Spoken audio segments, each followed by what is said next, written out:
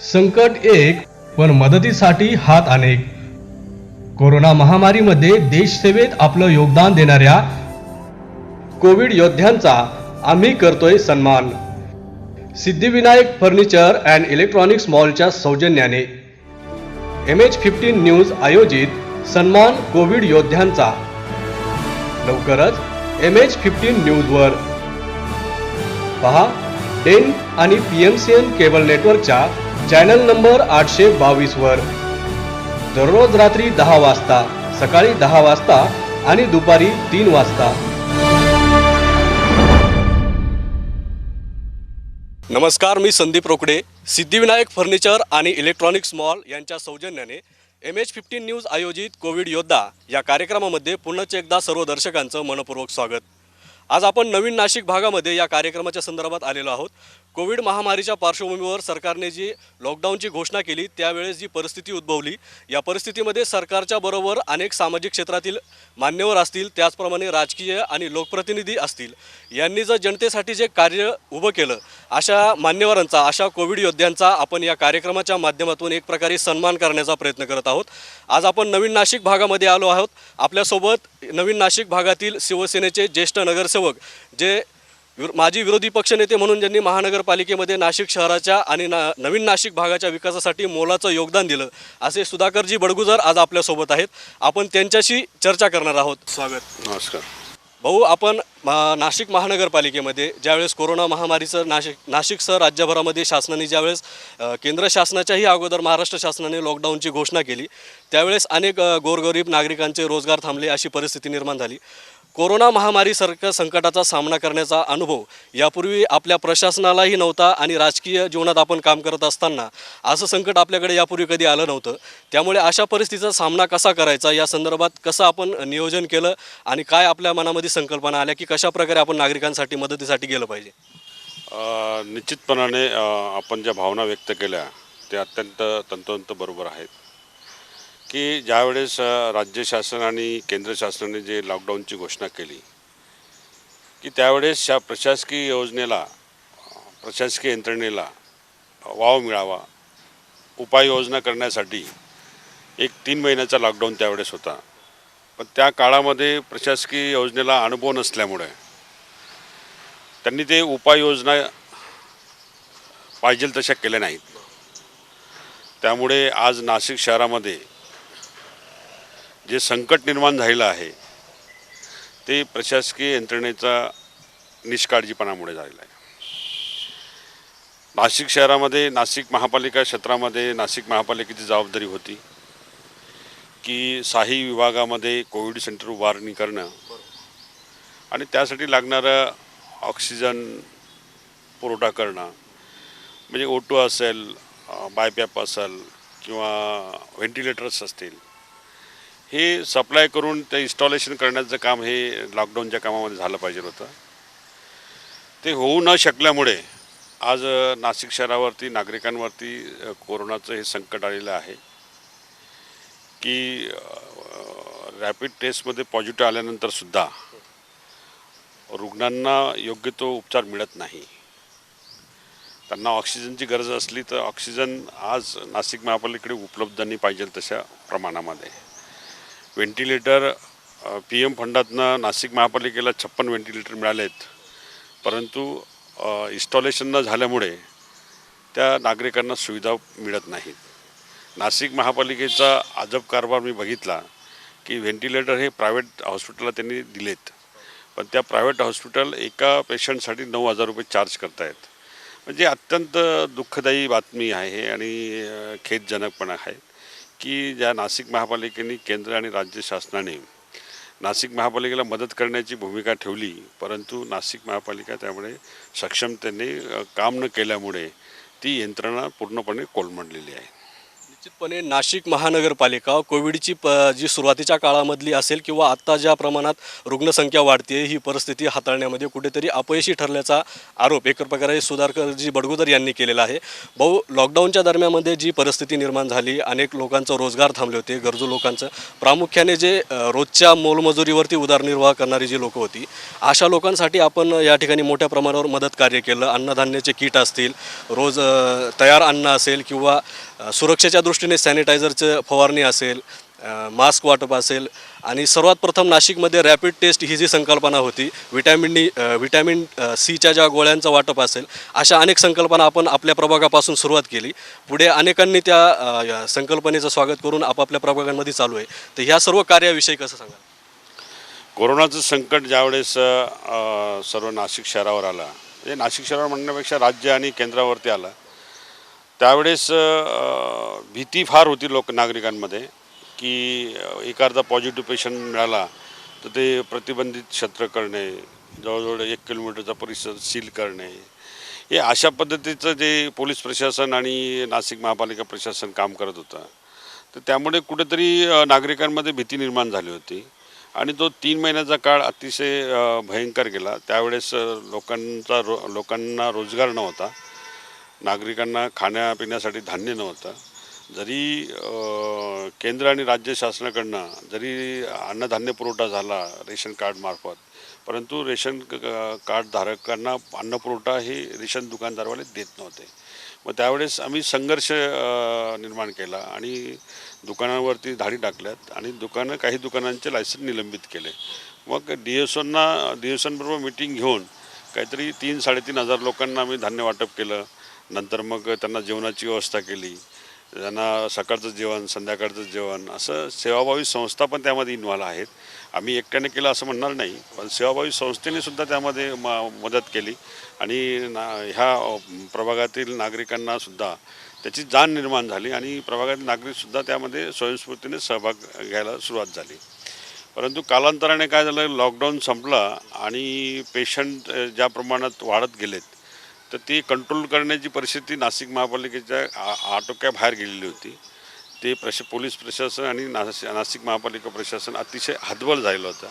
असं झालेलं असताना की ही परिस्थिती नियंत्रणात कशी आणायची, ज्यावेळेस नाशिक म्युन्सिपल कमिशनर, त्यावेळेस तत्कालीन कमिशनर गमे साहेब होते, त्यांनी पण त्या परिस्थितीमध्ये चांगलं काम केलं. पण ज्यावेळेस आमची मिटिंग झाली त्यावेळेस त्यांनी सांगितलं लोकप्रतिनिधींनी यामध्ये सहभाग घेतला तर चांगल्या पद्धतीने कोरोनावरती कंट्रोल मिळवता येईल. पण लोकप्रतिनिधी भयभीत झालेले होते, तर कोरोना आजाराला घाबरत होते, त्यामुळे रस्त्यावर उतरण्याची डेअरिंग कोणी करत नव्हतं. त्या काळामध्ये मी सुरुवातीला लीड घेतला की नाही, असं असेल तर आम्ही निश्चितपणाने रस्त्यावर उतरू आणि 20 जुलैपासून मी ऑक्सिमीटर, टेम्परेचर मीटर आणि ह्या घरोघरी जाऊन टेस्ट घेतल्यात आणि जर त्यामध्ये रुग्णामध्ये जर सिम्पटम्स दिसायला लागले तर आम्ही त्याच्यामध्ये रॅपिड टेस्ट केली, अँटीजन रॅपिड टेस्ट केली. त्यामध्ये जे पॉझिटिव्ह मिळाले ते पॉझिटिव्ह रुग्णांवरती एक 5 दिवसाचा कोर्स त्याच्यावर ट्रीटमेंट केली आणि प्रायव्हेट डॉक्टरांचा त्यामध्ये सहभाग नोंदवला. माझ्या प्रभागातले जवळजवळ 22 डॉक्टर त्या ठिकाणी एकत्र आलेत आणि ते रस्त्यावर उतरलेत आणि त्यांच्या मदतीने, त्यांच्या सहकार्याने आज माझा प्रभाग आनंदाने सांगावं असं वाटतं की माझ्या प्रभागात आज कोरोनामुक्त झाल्याची भावना माझ्यामध्ये निर्माण झालेली आहे. फार कमी प्रमाणात असतील, एक 5-10% पेशंट असतील, परंतु जे कार्य केलं आपण आजही त्या 20 जुलैपासून जे कार्य चालू आहे अँटीजन टेस्टचं, ते आजही चालू आहे आणि त्यामध्ये प्रभागच नाही तर पूर्ण सिडको परिसरातील नागरिक, सातपूरमधील नागरिक आणि नाशिक शहरातली नागरिक, म्हणजे इव्हन म्हणजे भगूर, देवलाली, इकडनं नाशिक रोड, पंचवटी, इकडनं सर्व क्षेत्रातले, सर्व एरियातली लोक या ठिकाणी अँटीजन टेस्ट करायला येत आहेत. त्याचा मला सार्थ अभिमान आहे की आपण जे केलेलं कार्य आहे ते अविरत असंच चालू ठेवावं, अशा भावना माझ्यामध्ये निश्चित आहे.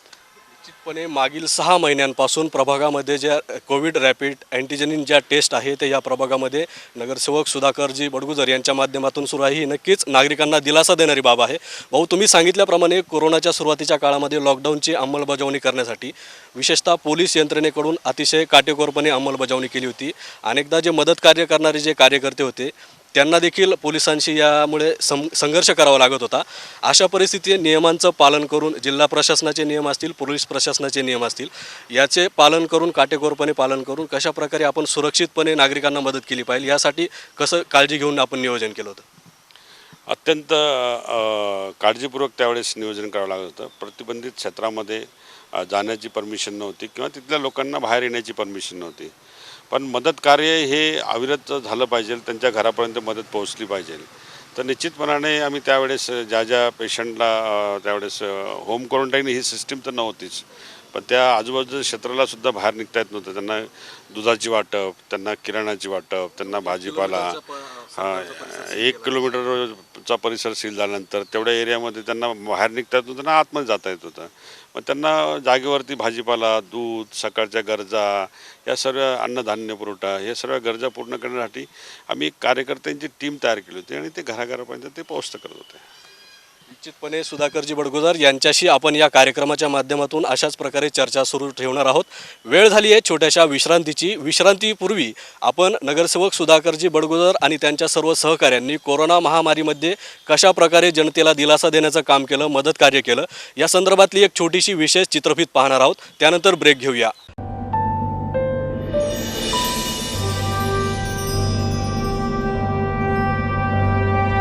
मुट्ठी में कुछ सपने लेकर भर कर जेबों में आशाएं, दिल में है अरमान यही कुछ कर जाएं, कुछ कर जाएं। सूरज सा तेज नहीं मुझ में, दीपक सा जलता देखोगे। सूरज सा तेज नहीं मुझ में, दीपक सा जलता देखोगे। अपनी हद रोशन करने से तुम मुझको कब तक रोकोगे, तुम मुझको कब तक रोकोगे।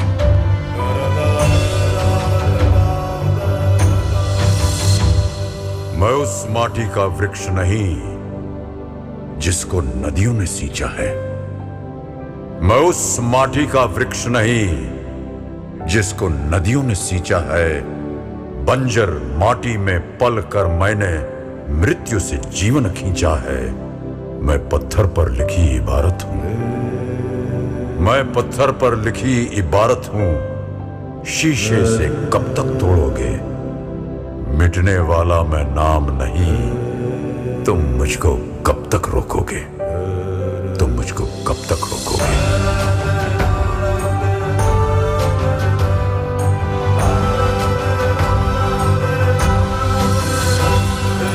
इस जग में जितने जुल्म नहीं उतने सहने की ताकत है। इस जग में जितने जुल्म नहीं उतने सहने की ताकत है। तानों के भी शोर में रहकर सच कहने की आदत है।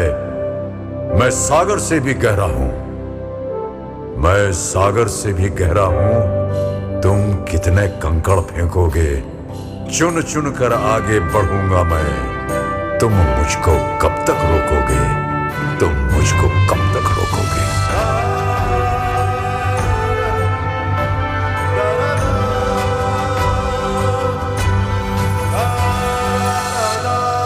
झुक झुक कर सीधा खड़ा हुआ, अब फिर झुकने का शौक नहीं। झुक झुक कर सीधा खड़ा हुआ, अब फिर झुकने का शौक नहीं। अपने ही हाथों रचा स्वयं, तुमसे मिटने का खौफ नहीं।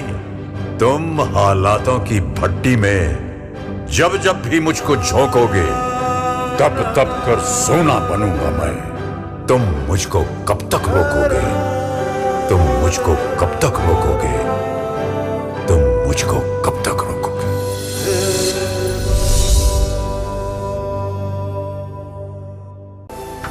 पवित्र श्रावण मास म्हणजे सण उत्सवांतील आनंदी क्षणांचा महिना. या आनंद पर्वात Siddhivinayak furniture and electronics mall देत आहे सर्व प्रकारचे फर्निचर आणि इलेक्ट्रॉनिक्स होम अप्लायन्सेस वस्तूंवर आकर्षक ऑफर्स. तर आजच भेट द्या. आमचा पत्ता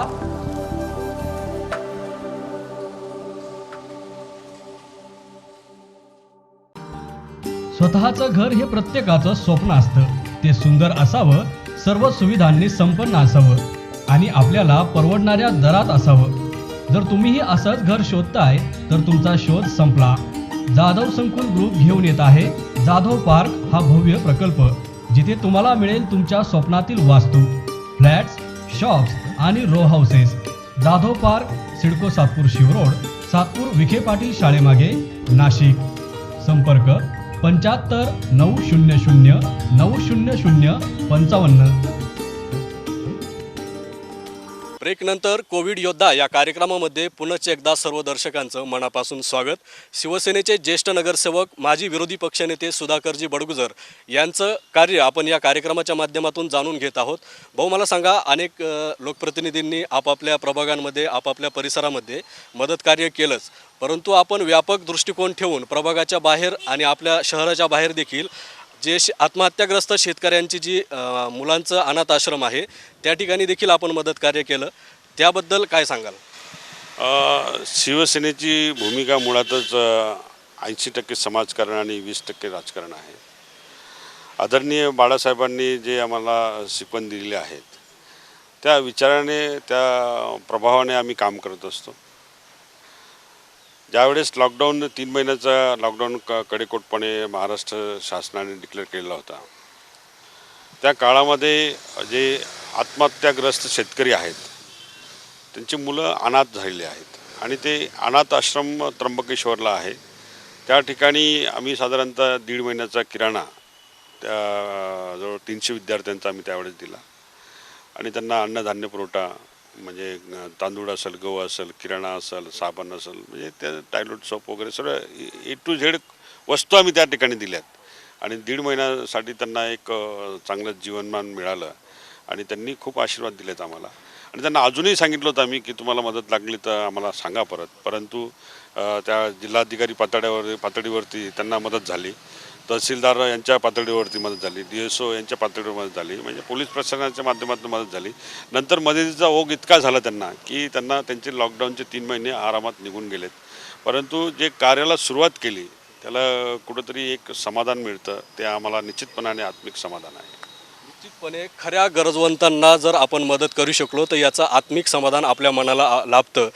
भाऊ, मला सांगा, आपण आपल्या प्रभागासह अशा प्रकारे जे मदत कार्य केलं याच्या प्रकारे आत्मिक समाधान आपल्याला मनाला मिळतं असं आपण सांगितलं. आणि दुसरी गोष्ट, कुठल्याही चांगलं किंवा वाईट काम करत असताना, चांगलं काम करत असताना त्याला वाईट म्हणणारी आणि चांगलं म्हणणारी अशी दोन्ही प्रकारची लोक आपल्याला दिसत असतात. यावेळी देखील आपण असं बघितलं की जे लोक मदत कार्य करत होती त्याचे कुठेतरी फोटो वगैरे काढून ते सोशल मीडियावरती पोस्ट करत होती, त्याच्यावरती टीका टिप्पणी होत होती की अशा प्रकारे फोटो सेशन करणं चुकीचं आहे. परंतु त्याचा एक दुसरा फायदा असा देखील झाला की अनेकांची मदत करण्याची इच्छा त्या फोटोमुळे बघून निर्माण झाली आणि एक प्रकारे जे गरजवंत लोक होते त्यांनाच जास्त प्रकारे मदतीचा ओघ सुरू झाला. तर या प्रकाराकडे आपण कसं बघता? एक म्हण आहे, हत्ती चले बाजार कुत्ते भुके हजार. त्याकडे फार लक्ष देणं गरजेचं नाही. आपलं कार्य करायचं, एक व्यापक स्वरूपामध्ये काम करायचं. कोण काय टीका टिप्पणी करतं त्याच्याशी आम्हाला काही घेणं देणं नाही. मी आणि माझी पत्नी म्हणजे हर्षा बडगुजर आणि सुधाकर बडगुजर हे प्रभागामध्ये अविरतपणे काम करते आणि प्रभागच नाही, पूर्ण सिडको परिसरामध्ये कुठल्याही कुटुंबातला कुठल्याही व्यक्ती या ठिकाणी आला तर निश्चितपणाने त्याला न्याय दिल्याशिवाय आम्ही थांबत नाही. लोकांचं समाधान होतं म्हणून लोकांची गर्दी माझ्याकडे वाढलेली आहे. लोकांचे प्रश्न सोडवतो म्हणून लोक माझ्याकडे येत आहेत. मी कधी आलेल्या व्यक्तीला कधी नाव विचारत नाही, फक्त काम सांगा, कुठं राहतात ते सुद्धा विचारत नाही. फक्त आल्यानंतर त्यांचे प्रश्न जाणून घेतो आणि ते प्रश्न सोडवण्याचं काम करतो. आणि म्हणूनच लोकांची जनभावना जी झालेली आहे की मनामनामध्ये जे पोचलो आम्ही लोकांपर्यंत, म्हणूनच त्याचा नाशिक महापालिकेच्या निवडणुकीमध्ये त्याचे पडसाद निश्चितपणाने, त्याचे आशीर्वाद आम्हाला निश्चितपणाने मिळतात. आज आमच्या कुटुंबाला नाशिक महापालिकेच्या 122 नगरसेवकांमध्ये 1 नंबरचं मतदान झालेलं आहे आणि 1 नंबरचा लीड त्या ठिकाणी प्राप्त झालेला आहे. निश्चितपणे सामाजिक कार्याचा वसा घेऊन सातत्याने जनतेमध्ये जे विविध प्रकारची कामं करण्यामध्ये सक्रिय राहतात. कोरोना महामारीच्या काळातच नव्हे तर इतर वेळी देखील सातत्याने बडगुजर जे दाम्पत्य आहे हे नाशिक महानगरपालिकेच्या माध्यमातून जनसेवेचा वसा ह्या पुढे चालवत आहे. त्याचाच परिणाम म्हणून या प्रभागातील आणि नवीन नाशिक भागामध्ये त्यांचा मोठा एक प्रकारे मानणारा वर्ग या ठिकाणी तयार झाल्याचं आपण बघतो. भाऊ, मला सांगा, कोरोना महामारीचं हे संकट चालू असताना शासकीय पातळीवरती केंद्र सरकार असेल किंवा राज्य सरकार असेल, यांनी अनेक प्रकारे नागरिकांना दिलासा देण्यासाठी मदत केली. गरजू नागरिकांसाठी केंद्र सरकारने जी रेशनिंगची व्यवस्था केली, त्याचप्रमाणे शेतकऱ्यांच्या खात्यावर थेट पैसे टाकू अशी घोषणा केली. अनेकांच्या खात्यांवरती दरमहा 500 रुपये टाकू, जे जनधन योजनेचे खाते होते. मात्र त्याच्यामुळे कुठेतरी असं एक बघायला मिळालं की रेशनिंगच्या दुकानांवरती जे मोफत धान्य दिलं गेलं त्याच्यामुळे फज्जा उडाला सोशल डिस्टन्सिंगचा. बँकांच्या समोर देखील रांगा लागल्या. तर हे आपल्या मनामध्ये अशी कुठली संकल्पना होती की सरकारने अशा प्रकारे कार्य करायला अपेक्षित होतं, असं आपल्या मनात काही सूचना होत्या का की जेणेकरून नागरिकांना अधिक दिलासा मिळाला असता? नाही, यामध्ये शासन स्तरावर जे कार्य त्यांनी केलं ते निश्चितपणाने कौतुकास्पद आहे. तो काही त्याच्यामध्ये विरोधात बोलणं किंवा हे राजकारण करण्याची परिस्थिती आता या ठिकाणी नाही आहे. लोकांना अन्नधान्य मिळून देणं त्यावेळची काळाची गरज होती. लोकांना रोजगार उपलब्ध नव्हता, लोकांना जेवणाची व्यवस्था करणं ही काळाची गरज होती. आता त्यामध्ये सुधारणा व्हावी अशी मागणी अनेक स्तरावरनं झाली. त्यानुसार शासनाने योग्य वेळी योग्य बदल त्या ठिकाणी केलेत. परंतु याच्यामध्ये स्थानिक पातळीवर जर महापालिका प्रशासन जे आहे, महापालिकेने जर त्यामध्ये महापौर या नात्याने किंवा आयुक्त या नात्याने जर वार्ड संकल्पना जर राबवली असती की प्रत्येक वार्डामध्ये एक डॉक्टर आणि त्याच्या हाताखाली असिस्टंट म्हणजे BAMS असतील किंवा DHMS असतील किंवा नर्स असतील, असे एक 6 लोकांची टीम जर केली असती तर कोरोना संकटावर मात करण्यासाठी फार काळ वेळ लागला नसता. 2 महिन्यात हा कोरोना हद्दपार झाला असता. परंतु त्यामध्ये नाशिक महापालिका अपयशी ठरली. योग्य नियोजन करता आलं नाही. 31 प्रभाग होते. 31 प्रभागामध्ये जर हे असे नियोजन केलं असतं तर ह्या संकटावर लवकर मात करता आले असते आपल्याला. परंतु ते स्प्राईड जास्त झाल्यामुळे त्याचं आटोक्यात आणणं अवघड झालं. त्याचं स्क्रीनिंग झालं नाही. प्रॉपर योग्य वेळी स्क्रीनिंग झालं असतं तर योग्य वेळी त्याच्यावर उपचार झाला असता. म्हणजे अर्ली टेस्टिंग अर्ली काय त्याला अर्ली टेस्टिंग अर्ली ट्रीटमेंट, म्हणजे अर्ली टेस्टिंग अर्ली ट्रीटमेंट ही जर संकल्पना राबवली असती तर हा कोरोना हद्दपार झाल्याशिवाय राहिला नसता. मुंबई महापालिकेमध्ये ज्या पद्धतीने परिस्थिती हाताळली आणि राज्यात देशातच नव्हे तर WHOने देखील मुंबई महापालिकेचा कोरोनाचा जो दर आहे तो नियंत्रणात मिळवण्यात त्यांनी जो यश मिळवलं, विशेषतः धारावीसारखा स्लम भाग असेल, वरळी कोळीवाडासारखा परिसर असेल, या ठिकाणी जी परिस्थिती हाताळली गेली आणि आता तिथं परिस्थिती नियंत्रणात आहे. तर नाशिक महानगरपालिका असेल किंवा पुणे महापालिका असेल, जिथं भाजपच्या दोन्ही ठिकाणी सत्ता आहे, तर या ठिकाणी कुठे कशा प्रकारे कमी पडलं आपल्याला वाटतं? नाही, हे मॅनेजमेंटचा भाग आहे. हा मुंबई महापालिकेने मॅनेजमेंट केली, प्रॉपर मॅनेजमेंट केली, टेस्टिंग वाढवल्यात आणि घरोघरी जाऊन टेस्टिंग करून अर्ली टेस्टिंग अर्ली ट्रीटमेंट ही संकल्पना ज्यावेळेस तुम्ही राबवली त्यावेळेसच कोरोना आटोक्यात येऊ शकतो. परंतु यांनी काय केलं, स्प्रेड होऊ दिला. स्क्रीनिंग झालं नाही. स्प्रेड झाल्यामुळे ते आटोक्यात आणणं अवघड झालं. त्यामुळे सत्ताधारी भाजप या ठिकाणी अपयश आहेच. परंतु त्याचबरोबर ह्या एरियातले आमदारसुद्धा अपयशी त्या ठिकाणी ठरलेले आहेत की यामध्ये रस्त्यावर उतरून जबाबदारी होती नागरिकांचं संरक्षण करणं, नागरिकांना ट्रीटमेंट मिळवून देणं, नागरिकांना पॉझिटिव्ह टेस्ट आल्यानंतर त्यांना औषध उपचार मिळवून देणं, त्यांना होम क्वारंटाईन करणं किंवा त्यांना ॲम्ब्युलन्सच्या सुविधा पुरवणं किंवा त्यांना दवाखान्यापर्यंत पोहोचतं करणं. पण एक माझ्यासारखा नगरसेवक या ठिकाणी पॉझिटिव्ह रिझल्ट मिळाल्यानंतर त्या पेशंटला हॉस्पिटलपर्यंत कार्डियक ॲम्ब्युलन्स ठेवलेली आहे, त्यांना हॉस्पिटलपर्यंत घेऊन जातो, त्यांना ॲडमिट करतो, ट्रीटमेंट करतो आणि रिपेअर झाल्यावर परत त्यांना घेऊन येतो. म्हणजे एवढी सुविधा जर आम्ही देऊ शकतो तर या ठिकाणी निश्चितपणाने आमदार म्हणून त्यांनी कार्य मोठं करायला पाहिजे होतं. त्यांनी प्रत्येक प्रभागामध्ये एक ॲम्ब्युलन्स त्या ठिकाणी द्यायला पाहिजे आणि प्रत्येक प्रभागातल्या ॲम्ब्युलन्सद्वारे नागरिकांची रुग्णांची सेवा करणं आवश्यक होतं. पण ती परिस्थिती या ठिकाणी ह्या मतदारसंघामध्ये दिसल्याने ते निश्चितपणाने अपयश या ठिकाणी दिसत आहे. निश्चितपणे नाशिक शहरामधील 3ही भाजपच्या आमदारांनी कोरोना महामारीमध्ये केलेलं कार्य यावरती नगरसेवक सुधाकरजी बडगुजर यांनी आपलं स्पष्ट मत व्यक्त करत त्यांच्यावरती टीका एक प्रकारे केलेली आहे. भाऊ, मला एक सांगा, ज्या प्रकारे हेच आमदार मालेगावचे पेशंट नाशिकमध्ये आणू नका अशासारखी दुर्दैवी मागणी त्यांनी ज्यावेळेस केली होती, अनेक स्तरातून त्यांच्यावरती टीका देखील झाली होती. सुरुवातीला ज्यावेळेस मालेगावचे पेशंट वाढत होते, त्याचबरोबर पालकमंत्री असतील किंवा नाशिक शहरातील इतर आपले जे राज्य सरकार असेल यावरती देखील त्यांच्याकडून टीका करण्याचं काम सुरू होतं. टेस्टिंग लॅब आम्हाला मिळत नाही वगैरे असं त्यांनी देखील राज्य सरकारवर आरोप केला होता.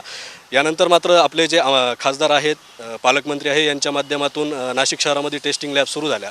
तर या सर्व प्रकाराकडे आणि आमदार, ह्या 3 जे आमदार आहेत नाशिक शहरामध्ये प्रामुख्याने, यांच्या कार्यपद्धतीकडे, कोरोना महामारीच्या कार्याकडे आपण कसं बघतो? म्हणजे ते घाबरलेल्या अवस्थेमध्ये आहेत, ते हतबल झालेले आहेत आणि ते कोरोनाच्या संकटाशी ते सामना करू शकत नाही. ही वस्तुस्थिती समोर आलेली लोकांच्या. रस्त्यावर दिसले नाही म्हणजे समजून घ्यायचं ते होम क्वारंटाईन झालेत. आता एका आमदारांना तर म्हणजे कोरोना झाला, ते होम क्वारंटाईन 15 दिवसापासून. ते स्वतःच होम क्वारंटाईन असल्यामुळे जनतेची काय काळजी घेणार? नाही घेऊ शकत. आणि कुठलाही आमदार रस्त्यावर फिरताना मला दिसत नाही. परंतु मला दुसऱ्या मतदारसंघाविषयी बोलण्याचा अधिकार नाही. मी माझ्या मतदारसंघाचं फक्त इकडचं बोलतो की ह्या मतदारसंघामध्ये नागरिक जे हतबल झालेत ते निश्चितपणाने येणाऱ्या काळामध्ये ते रिझल्ट दाखवल्याशिवाय राहणार नाही. निश्चितपणे सर्वच विषयांवरती अतिशय परखड मत व्यक्त करत सुधाकरजी बडगुजर यांनी नाशिक महानगरपालिका असेल किंवा शहरातील 3ही भाजपचे आमदार असेल यांच्यावरती टीका केलेली आहे. या कार्यक्रमात अशाच प्रकारे आपण चर्चा चालू ठेवणार आहोत. पुन्हा एकदा वेळ झाली आहे छोट्याशा विश्रांतीची. पाहत राहा कोविड योद्धा. पवित्र श्रावण मास म्हणजे सण उत्सवांतील आनंदी क्षणांचा महिना. या आनंद पर्वात Siddhivinayak furniture and electronics mall देत आहे सर्व प्रकारचे फर्निचर आणि इलेक्ट्रॉनिक्स होम अप्लायन्सेस वस्तूंवर आकर्षक ऑफर्स. तर आजच भेट द्या. आमचा पत्ता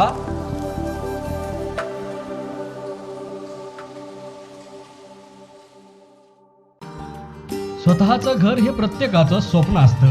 ते सुंदर असावं, सर्व सुविधांनी संपन्न असावं आणि आपल्याला परवडणाऱ्या दरात असावं. जर तुम्हीही असंच घर शोधताय तर तुमचा शोध संपला. जाधव संकुल ग्रुप घेऊन येत आहे जाधव पार्क हा भव्य प्रकल्प, जिथे तुम्हाला मिळेल तुमच्या स्वप्नातील वास्तू, फ्लॅट्स, शॉप्स आणि row houses. Jadhav park, CIDCO Satpur Shiv road, Satpur Vikhe Patil शाळेमागे, नाशिक. संपर्क 75 900 900 55. ब्रेकनंतर या कार्यक्रमात पुन्हा एकदा सर्व दर्शकांचं मनापासून स्वागत. सिद्धिविनायक फर्निचर आणि इलेक्ट्रॉनिक्स मॉल यांच्या सौजन्याने MH15 न्यूज आयोजित कोविड योद्धा या कार्यक्रमामध्ये आज आपण नवीन नाशिक भागातील शिवसेनेचे ज्येष्ठ नगरसेवक सुधाकर बडगुजर यांच्याशी चर्चा करत आहोत. चर्चा अतिशय रंगतदार आणि शेवटच्या टप्प्यामध्ये आली आहे. भाऊ, मला सांगा, आपण वेगवेगळ्या प्रकारे महानगरपालिकेच्या प्रशासनावर आरोप करत असताना नवीन नाशिक भागामध्ये विशेषतः आपण नाशिक महानगरपालिकेचे जे 6 विभाग आहे, या 6ही विभागांमध्ये स्वतंत्र कोविड सेंटर असावं असं आपली मागणी आहे. नवीन नाशिक भागामध्ये आता नाशिक शहराचा जर विचार केला तर हे प्रामुख्याने कोविड रुग्णांची संख्या सर्वात अधिक नवीन नाशिक भागामध्ये पाहायला मिळते आहे. प्रत्येक चौकामध्ये, प्रत्येक गल्लीमध्ये कोविड पॉझिटिव्ह रुग्ण आहे. अशा परिस्थितीमध्ये ही गरज किती आवश्यक आहे आणि महानगरपालिका प्रशासन किंवा आमदार या मागणीसाठी पुढे का येत नाही आहे? निश्चितपणाने ज्यावेळेस स्थायी समितीची बैठक होती त्यावेळेस 6 डिव्हिजनला 6 कोविड सेंटर करावेत अशी मागणी होती. आणि नाशिक पश्चिममध्ये सिडको हा सर्वात मोठा लोकवस्तीचा भाग आहे आणि त्यामध्ये 4,35,000 लोक असतात आणि तुम्ही एक कोविड सेंटर या ठिकाणी द्यावं संभाजी स्टेडियमला, अशी मागणी होती. प्रशासनाने ती मान्य पण केली की आम्ही करूया म्हणून. पण आता करायला त्यांना वेळ जाणार आहे. म्हणजे ऑक्सिजनची परिस्थिती आणि बेडची परिस्थिती हे नाशिक महापालिका आयुक्त बदललेले आहेत. या सर्व परिस्थितीमध्ये निश्चितपणे त्यांना वेळ जाईल. परंतु त्यांनी शब्द दिला आहे की आम्ही संभाजी स्टेडियमला कोविड सेंटर तयार करू.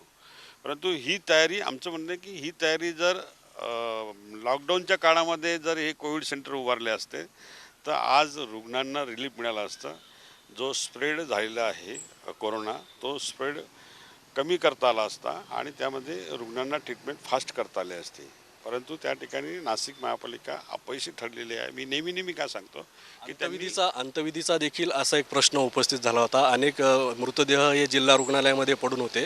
नाशिक आपल्या प्रभागामध्ये देखील आपण त्या पार्श्वभूमीवर आंदोलनाची भूमिका घेऊन आपल्याला जी आपल्या प्रभागामध्ये स्मशानभूमीची मागणी प्रलंबित होती, काम प्रलंबित होतं, ते पूर्ण करून घ्यावं लागलं. याविषयी निश्चितपणाने ज्यावेळेस नाशिक स्मशानभूमीमध्ये जवळजवळ 25 डेड बॉडी अशा लाईनशीट पडून होत्या, त्यांना 8-8, 10-10 तासाचा पिरियड दिला जात होता आणि त्यावेळेस अंत्यविधी होत नव्हता. त्यावेळेस उंटवाडी स्मशानभूमी अद्ययावत आपण केलेली आहे आणि ती थोड्याशा कारणामुळे ती प्रलंबित होती, काही किरकोळ कारणामुळे ती प्रलंबित होती. मग अशा वेळेस ज्या संकटाच्या काळी ही स्मशानभूमी आपल्याला उपयोगात पडेल ही निश्चितपणाने माझ्या मनामध्ये भावना होती आणि ती आंदोलनाच्या माध्यमातून म्हणावं किंवा कमिशनर त्यावेळेस गमे साहेब होते, गमे साहेबांना मी सूचना मांडली की अशा काळामध्ये तुम्ही तिथे 20-22 तास तुम्हाला अंत्यविधी करता येत नाही. मग उंटवाडी स्मशानभूमी अद्ययावत आपण केलेली आहे, ती त्याचं ओपनिंग झालं पाहिजे किंवा त्या ठिकाणी ती सुरू झाली पाहिजे. काय सुविधा असतील अपूर्ण असतील त्या पूर्ण केल्या पाहिजे. तर त्यांनी तात्काळ त्यावेळेस 2 दिवसात सर्व सुविधा पूर्ण केल्यात आणि त्या ठिकाणी अंत्यविधी चालू करण्यामध्ये मला एक समाधान मिळालं की ह्या प्रभागातील नागरिक असतील किंवा सिडको परिसरातील नागरिक असतील त्यांचा जे कोरोना बाधित होऊन एक्सपायर झाले असतील किंवा इतर अंत्यविधी करण्याचा त्या ठिकाणी जो संकल्प होता की या ठिकाणी या नागरिकांना नाशिकमध्ये जाण्यासाठी किंवा लांब स्मशानभूमीमध्ये जाण्यासाठी या ठिकाणी एक अद्ययावत स्मशानभूमी असावी म्हणून या ठिकाणी एक अद्ययावत स्मशानभूमी तयार केली आहे आणि निश्चितपणाने त्याचा लाभ म्हणजे ह्या परिसरातील नागरिक घेत आहेत. निश्चितपणे एक जागरूक लोकप्रतिनिधी म्हणून नगरसेवक सुधाकरजी बडगुजर यांनी आपल्या प्रभागासह नाशिक शहरामध्ये जे कोरोना महामारीच्या काळामध्ये काम केलं असेल, नाशिक महानगरपालिकेचं प्रशासन असेल, जिल्हा प्रशासन असेल, यांना अनेकदा महत्त्वाच्या सूचना करून अनेक विषयांवरती प्रशासनाचं लक्ष वेधून त्या समस्या सोडविण्याचं काम नगरसेवक सुधाकरजी बडगुजर यांच्या माध्यमातून झालेलं आपण पाहिलं. भाऊ, कुठलंही चांगलं काम असेल या कामामध्ये कुठल्याही एखादा एकटा व्यक्ती असं कुठलंही मोठं चांगलं काम करू शकत नाही. त्यामध्ये अनेकांचं सहकार्यांचं, आपल्या कुटुंबातील सदस्य असतील, आपल्या पक्षातील ज्येष्ठ मार्गदर्शक असतील, यांचं आपल्याला मार्गदर्शन लाभतं. शिवसेनेचे पक्षप्रमुख आणि राज्याचे मुख्यमंत्री उद्धवसाहेब ठाकरे यांचं मार्गदर्शन आणि त्यांच्या सूचनानुसार आपण सर्व शिवसैनिकांनी काम केलंच. परंतु शिवसेनेचे ज्येष्ठ नेते खासदार संजयजी राऊत यांचं आपल्या राजकीय कारकिर्दीमध्ये विशेष असं एक स्थान आहे. अनेक प्रश्नांवर आपण त्यांचं मार्गदर्शन घेत असतात आणि पुढे वाटचाल करत असतात. या महामारीमध्ये त्यांचं कशाप्रकारे आपल्याला विशेष मार्गदर्शन मिळालं आणि नाशिक शहरामधील अशा कुठल्या मान्यवरांचं आणि सहकाऱ्यांचं सहकार्य मिळालं? निश्चितपणाने मी सांगू इच्छितो या ठिकाणी की उद्धवजींनी तर डायरेक्ट आदेशित केलं होतं की लोकांमध्ये जाऊन लोकांच्या समस्या सोडवा आणि संजयजी राऊत जरी माझे नेते असले तरी त्यांनी एक सांगितलं की लोकांचे प्रश्न सोडवण्यामध्ये शिवसेना अग्रेसर असली पाहिजे. बाळासाहेबांची शिकवण आहे की लोकांचे प्रश्न सोडवणे हा एक शिवसेनेचा एक धर्म आहे आणि तो धर्म आपण पाळला पाहिजे. म्हणून एक पहिल्या दिवसापासून कोरोनाचं संकट ज्या दिवसापासून आलं त्या दिवसापासून तर आजपर्यंत मी आणि माझी पत्नी हर्षा बडगुजर आणि आमची सर्व कोर कमिटी, त्यामध्ये 25 लोकांची कोर कमिटी, तीसुद्धा माझ्याबरोबर फील्डवरती आहे आणि त्यांच्या सर्वांच्या सहकार्याने हे काम आजही चालू आहे, उद्या चालू राहणार, अविरतपणे असंही चालू राहील. निश्चितपणे सुधाकरजी बडगुजर यांच्याशी आपण या कार्यक्रमाच्या माध्यमातून चर्चा केली. या कार्यक्रमामध्ये आपण त्यांनी केलेल्या कार्याबद्दल सिद्धिविनायक फर्निचर आणि इलेक्ट्रॉनिक्स मॉल यांच्या वतीने जो कार्यक्रम कोविड योद्धा आयोजित केलेला आहे, एक छोटीशी सन्मान चिन्ह देऊन आपण त्यांच्या या कार्याचा गौरव करण्याचा प्रयत्न करत आहोत.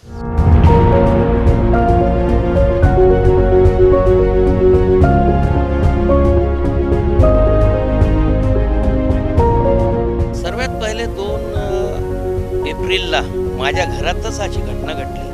माझे जावई एक्सपायर्ड झाले आणि तो करोनाचा काळ म्हणजे एकदम स्टार्टिंग होता.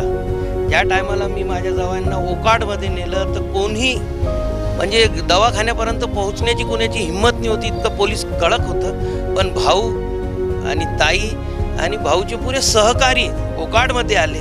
ओकाडमध्ये आल्यावर ते लोक हात नाही लावायचे की करोना आहे. पण भाऊनी तुरंत तिथं ट्रीटमेंट केलं. पण दुर्दैवी असं झालं की आमचे जावई एक्सपायर्ड झाले. त्यानंतर त्यांनी सिव्हिलमध्ये नेलं.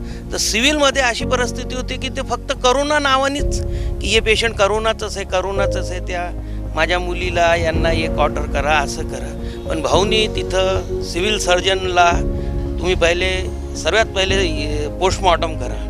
पीएम केलं ते कोविड नाही होतं. नाहीतर त्या ठिकाणी सर्वसामान्य व्यक्तीला कोणी मोजत नाही. प्रशासन, पोलीस, म्हणजे तो काळ इतका खतरनाक होता, आज बी आहे. पण भाऊसारखे व्यक्तीमुळे आज आमचं पुरं शिडको नाही तर 3 किलोमीटरचं ते ये लायाचे त्या टायमाला.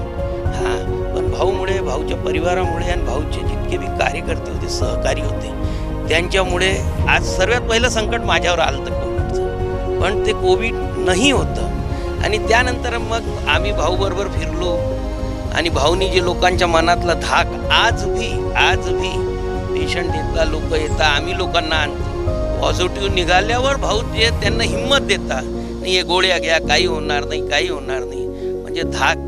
माझी एक अशी की भाऊ सारखे जर फक्त या नाशिक शहरात 20-25 नगरसेवक झाले तर करोना तर काय, लोकांवर किती मोठं संकट येऊ द्या, हे लोक ते संकट पेलण्यात सक्षम आहे.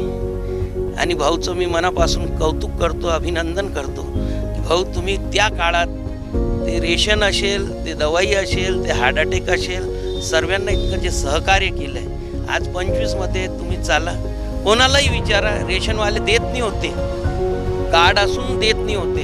भाऊनी त्या निपुंगेचं दुकानात स्वतः उभं राहून DSOला बोलून, तहसीलदाराला बोलून गोरगरिबांना ते अन्नधान्य दिलं. आज चॅनलवाल्यांना सांगायची गरज नाही रेशनवाले किती अन्याय अत्याचार करतात, पण भाऊच्या प्रभागात प्रत्येक माणसापर्यंत अन्नधान्य पोहोचवलं, स्वतः जातीने उभे राहिले. या संकट काळात जे लोक आपल्या जीवाला जपत होते, लोक निघत नाही होते घरात, पण भाऊचा परिवार, भाऊचे सहकारी आज बी हे भाऊचे 4-5 लोक आहेत, ते स्वतः तिथं एक माणसाला नेऊन ते चेकिंग करताय. हे खूप मोठी गोष्ट आहे साहेब. जे लोक पेशंट जातात ते स्वतः घाबरलेले, पण त्या टायमाला काम करणं, देव त्यांना शक्ती दो, बस इतकंच मी म्हणेल. की असे नगरसेवक फक्त 25 नाशिक शहरात राहिले तर कोणतीच महामारी नाही येणार, कोणतीच संकट नाही होणार. आणि खरं सामाजिक कार्य काय आहे तर ते त्यांच्यातून आम्ही शिकलो, आमच्यासारखे अनेक लोक शिकलेले आहे.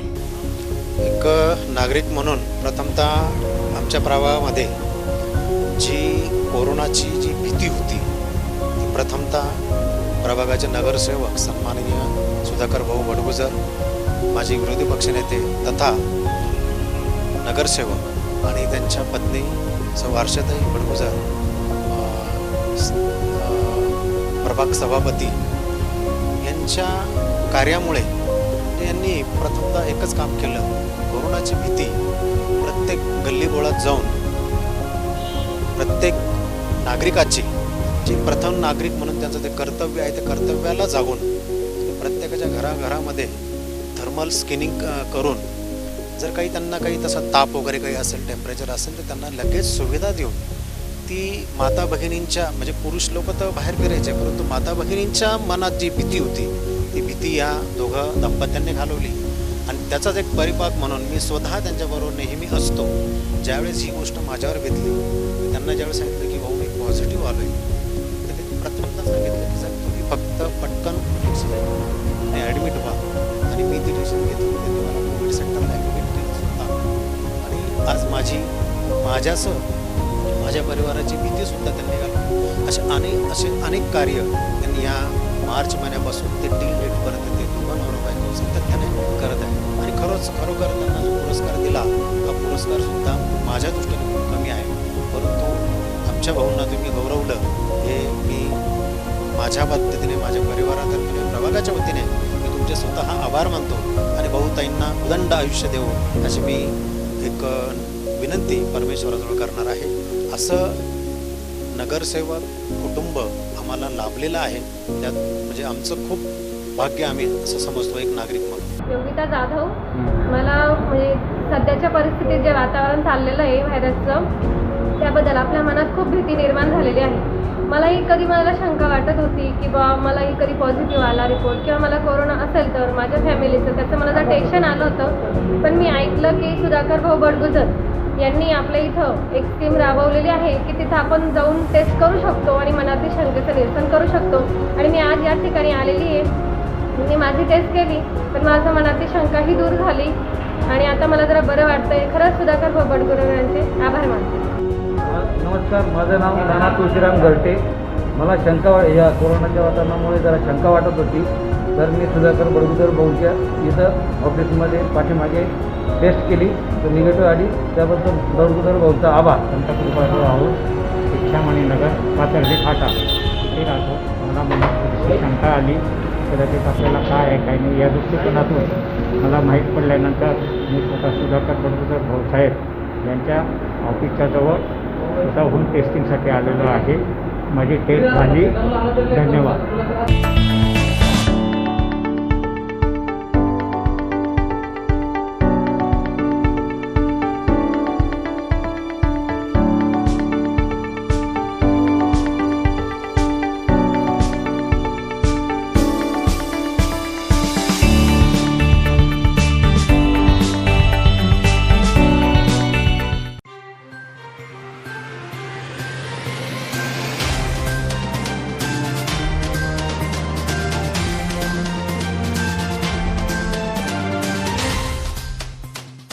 MH15 न्यूज सकारात्मक वार्तांकन महाराष्ट्राच्या प्रगतीसाठी.